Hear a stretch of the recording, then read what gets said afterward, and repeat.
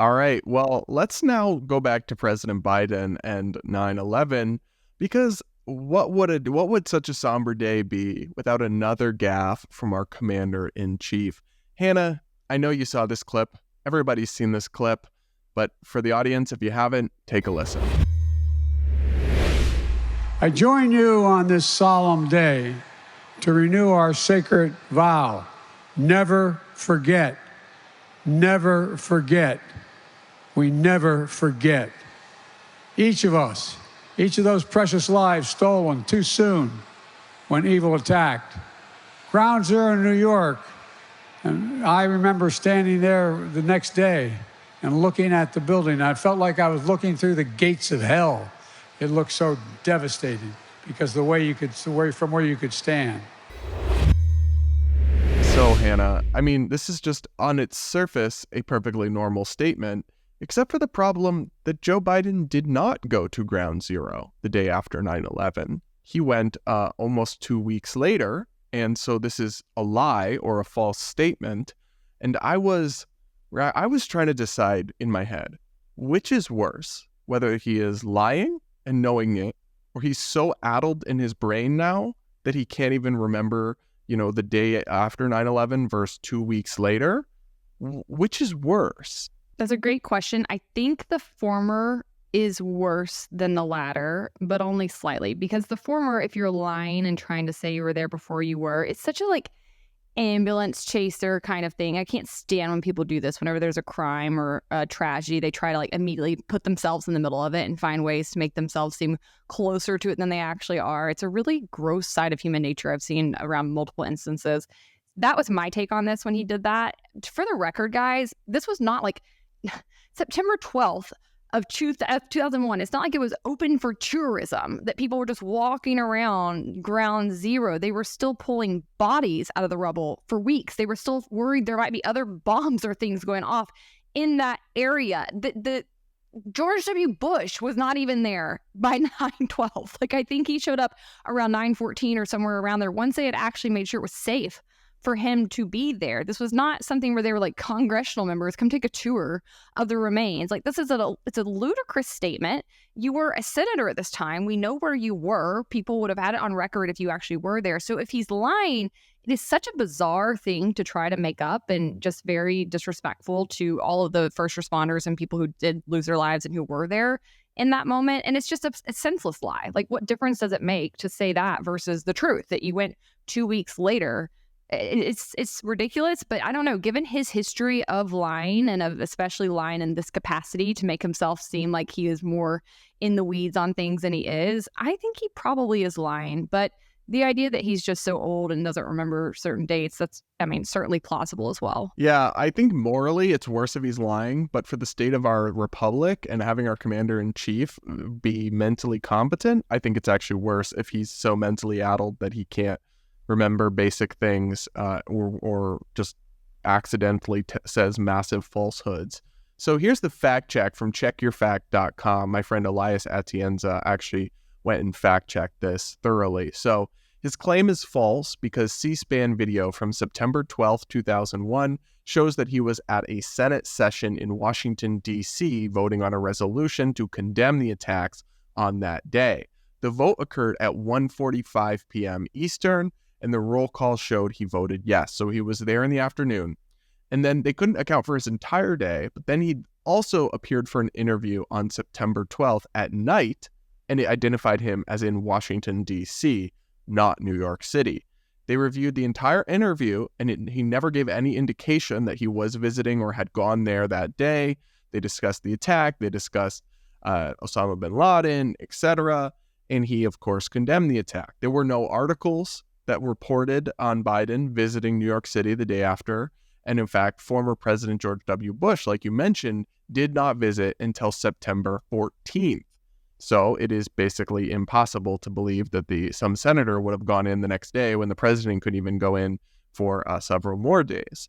Now, when they asked the White House, checkyourfact.com, they referred them to articles published by CNN and the Associated Press showing that Biden visited the sites of the attacks on September 20th, which is more than a week after what he claimed in his remarks. So they didn't even try to defend what he said. I think they just, I mean, like they can't even really try anymore. They've given up.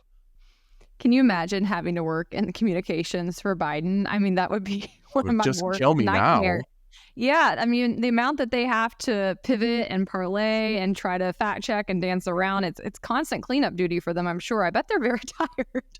But yeah, again, this is not a hard thing to debunk. And that's why it's such an outrageous lie. And again, a senseless lie.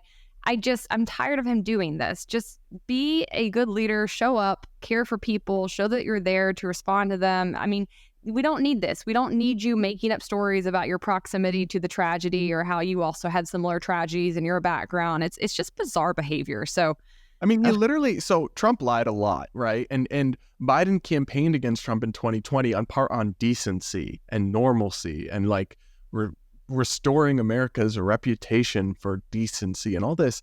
And then he's just run around and done the same kind of thing all the time. And just because the media doesn't report on it nearly as much, it's like, oh, our image has improved. Well, we're still doing a lot of really pathetic. I mean, I guess I'm not actually old enough to remember 9/11. I was too young. But I'm trying to put myself in the shoes of somebody who lost a family member or a loved one who watches this clip of the president of the United States lying to clout chase that they were there the next day when they weren't. That must be really insulting. That must feel really disrespectful. I mean, I was just a kid when it happened too, but I find it insulting because, again, we were all watching this go down. We were all watching, I mean, for days. I don't think we did anything but watch the news as this was going down. And so everybody feels particularly touched by this, no matter where you were in the country. And I think that that is something that speaks to American unity in a beautiful way, right? I saw somebody else point out yesterday that despite the fact that these attacks were carried out on New Yorkers, you saw people in the Midwest and rural states rush to join the military to defend them and even to die to defend them, right? And our wars that they thought they were fighting to get justification for this. And so I think that, to me, all Americans, especially those who were living during that time and watching during those days, feel very impacted by this to this day. It is something that's quite emotional for all people. Don't try to one up other people and be like, but I was closer to it. Or like, it's just those, again, it's the ambulance chasing kind of thing of like, well, my second cousin was there, so I'm more affected by the tragedy than you, or I was actually there that day. And I can't stand that kind of thing. And it's the narcissism. Again, it's the desire to make things immediately about yourself. Like, talk about the victims, talk about the country, talk about the heroes that, like, I am in awe at the firefighters who rushed in and lost their lives but saved people. But then, or you hear all these, I was just reading stories while I was sitting at jury duty. On my phone, I was just reading stories about 9/11 and all these heroic everyday people, firefighters. You shared the thing about the people who just got in their boats and started helping, but other people like got their office evacuated from the second tower, even though they weren't supposed to, or they were telling them to stay put, but they didn't listen, or and they saved lives and they went back to save more and then they died. Like those are the things that a president should be remembering and uplifting, not making it about himself, and then even worse, lying and making it about himself. Like, no one cares where you were, Joe. We care about our country and how it responded to this attack that was so terrible. So to me, it's just another massive cell phone, because they give us these clips, they give us this fodder, and you and I aren't even, like, we're not, hardcore partisans or anything. So it's like, we'll criticize him when he deserves it. But there are many people, like there always are in partisan politics, just looking for ammunition against the other side. And it just seems like the Biden White House is determined to gift them it all the time. Yeah, that's a really beautiful point, Brad. I'm glad you said that, because there are so many stories of 9/11 and of heroism and of what I think makes me proud to be an American to this day, right? The actual fabric of this country, the values that we hold. And it's something that I get to experience working in politics. When we get off the line, I tell people this all the time, like, Americans are pretty good. Americans actually will do a lot to help each other. They're very charitable people. They're very giving people. We do still have this like really amazing social fabric that runs across our country. And that's incredible considering how diverse we are and how big we are. And while I think 9/11 was one of the darkest days of our history, I do think the American spirit shone brighter than ever that day, and that we should be pointing back to that ability to come together and trying to overcome the partisanship and overcome the hostility. And Biden and really, his two predecessors before him don't really seem to have a lot of interest in that. They all really play into the tribalism and pitting one camp against the other one. And if he's going to run on things like decency and unity, that has to mean something. And that actually has to mean putting your partisanship aside and finding ways to try to overcome that barrier and extend olive branches. We never see that from him or his camp. And it's really sad because I think we could very much use that kind of person as a leader right now in this country.